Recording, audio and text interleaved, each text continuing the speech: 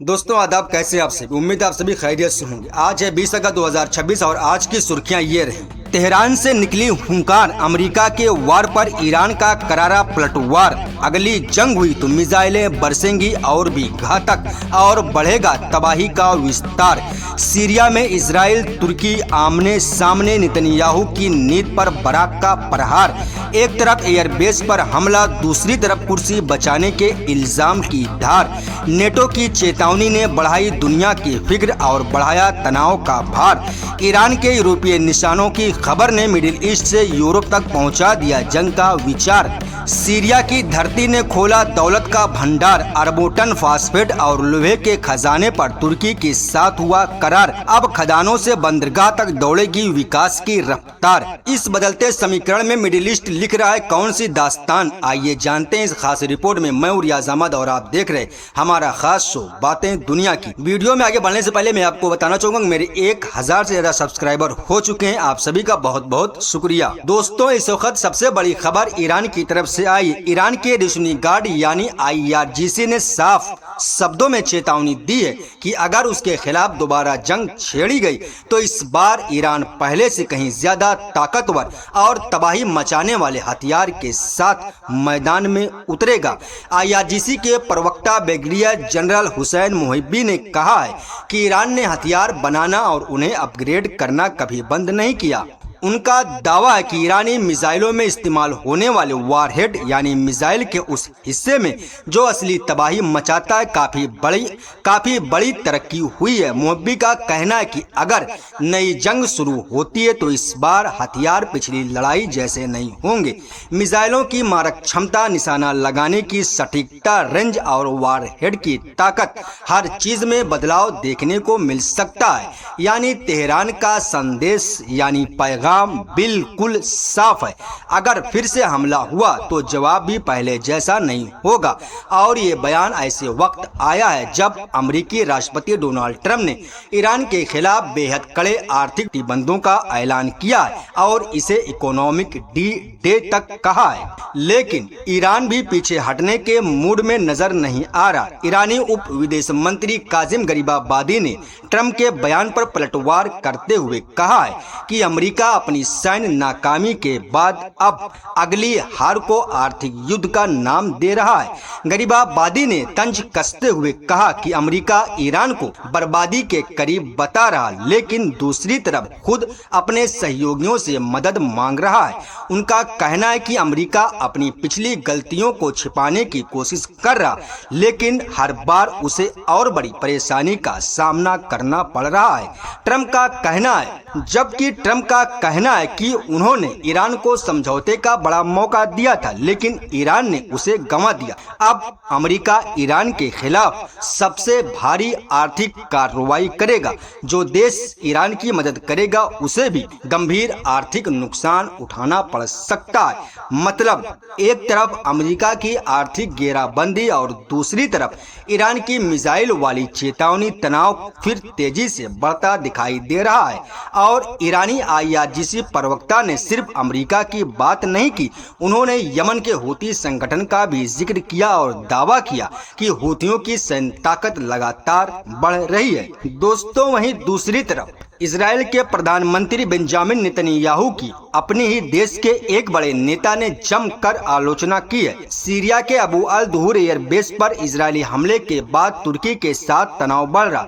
इसी मुद्दे पर इजराइल के पूर्व प्रधानमंत्री यहूद बराक ने नेतन्याहू की नीति को बेहद खतरनाक बताया है। बराक ने कहा कि नेतन्याहू पूरी तरह पटरी से उतर चुके हैं और तुर्की को लेकर उनका रवैया लापरवाह और मूर्खतापूर्ण है। बराक का कहना है कि तुर्की कोई ईरान या बशर अल असद के दौर वाला सीरिया नहीं है। अंकारा के साथ पैदा होने वाली समस्याओं को अमेरिका के साथ मिलकर गुप्त कूटनीतिक बातचीत के जरिए सुलझाया जा सकता है।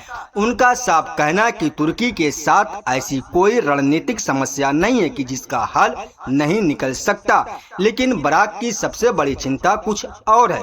उन्होंने आरोप लगाया कि नेतन्याहू चुनाव से पहले जानबूझकर सुरक्षा का माहौल माहौल गर्म कर रहे हैं ताकि जनता के बीच डर और चिंता बढ़े और इसका राजनीतिक फायदा उन्हें मिल सके। बराक ने यहाँ तक कह दिया कि नेतन्याहू इस वक्त देश की सुरक्षा से ज्यादा अपनी राजनीतिक कुर्सी बचाने की कोशिश कर रहे हैं। उन्होंने सलाह दी कि तुर्की के मुद्दे पर कोई बड़ा कदम अक्टूबर में होने वाले चुनाव तक रोक देना चाहिए, क्योंकि अगर चुनाव और बढ़ाया गया तो इसका असर उल्टा भी पड़ सकता है और जिस आग को इजराइल बाहर भड़काएगा उसका धुआं वापस इजराइल तक पहुंच सकता है। यानी मध्य पूर्व में पहले से ईरान, अमेरिका और इजराइल के बीच तनाव चल रहा है और अब इजराइल तुर्की के रिश्तों में भी गर्मी बढ़ती दिखाई दे रही है। दरअसल सीरिया में हुए एक एयर स्ट्राइक के बाद मामला और गर्मा गया। रिपोर्ट के मुताबिक इजराइल के प्रधानमंत्री बेंजामिन नेतन्याहू ने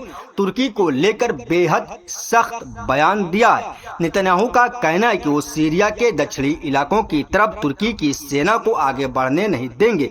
उनका कहना है कि तुर्की की सेना की मौजूदगी इजराइल के लिए खतरा पैदा कर सकती है। यानी बात बिल्कुल साफ है, इजराइल को सीरिया में तुर्की की बढ़ती मौजूदगी पसंद नहीं आ रही। रिपोर्ट में दावा किया गया कि नेतन्याहू पहले भी तुर्की को अलेप्पो के करीब एक एयरफील्ड में उसकी सैन्य मौजूदगी को लेकर चेतावनी दे चुके थे, लेकिन जब चेतावनी काम नहीं आई तो सीरिया में एक एयरबेस पर हमला कर दिया गया और नेतन्याहू ने इसी हमले को तुर्की के लिए एक तरह का संदेश बताया। मतलब संदेश सीधा था, सीरिया में ज्यादा आगे मत बढ़ो वरना जवाब मिलेगा। तुर्की कोई छोटी सैन्य ताकत नहीं है दोस्तों, तुर्की कोई छोटी सैन्य ताकत नहीं है। रिपोर्ट में उसे नेटो की दूसरे सबसे बड़ी सेना बताया गया है। इसलिए इजराइल की तरफ से तुर्की को लेकर इतनी सख्ती अपने आप में बड़ी बात है। यानी एक तरफ धमकी है, दूसरी तरफ उसी धमकी के पीछे तुर्की की ताकत का डर भी दिखाई देता है। दोस्तों वहीं दूसरी तरफ ईरान को नेटो की तरफ से सीधी चेतावनी दी गई है। नेटो का कहना है कि अगर कोई खतरा पैदा होता है तो वो अपने सदस्य देशों और सहयोगियों की रक्षा के लिए जरूरी कदम उठाने के लिए तैयार है। ये बयान ऐसे वक्त आया जब फाइनेंशियल टाइम की एक रिपोर्ट में दावा किया गया कि अगर अमेरिका ईरान के खिलाफ जंग को और बढ़ाता है तो ईरान यूरोप में मौजूद अमेरिकी सैन्य ठिकानों को भी निशाने पर विचार कर सकता है। यानी मामला अब सिर्फ मिडिल ईस्ट तक सीमित रहने का खतरा नहीं है। सोचिए अगर ईरान और अमेरिका के बीच टकराव बढ़ता है और ईरान यूरोप में मौजूद अमेरिकी ठिकानों को निशाना बनाता है तो इसका सीधा असर नेटो पर पड़ेगा। नाटो के एक अधिकारी ने अपनी डिफेंस और डिटरेंस क्षमता को मजबूत बताते हुए ये भी याद दिलाया कि इस साल नेटो के एक एयर डिफेंस सिस्टम ने तुर्की की तरफ आने वाली ईरानी बैलिस्टिक मिसाइल को 4 अलग अलग मौकों पर हवा में ही रोकने का दावा किया था।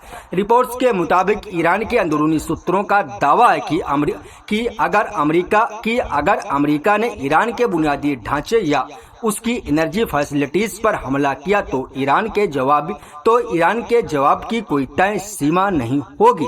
और इसी सिलसिले में दक्षिण पूर्वी यूरोप खास तौर पर बुल्गारिया में मौजूद अमेरिकी ठिकानों को लेकर भी संभावित हमले का आकलन किए जाने की बात सामने आई है।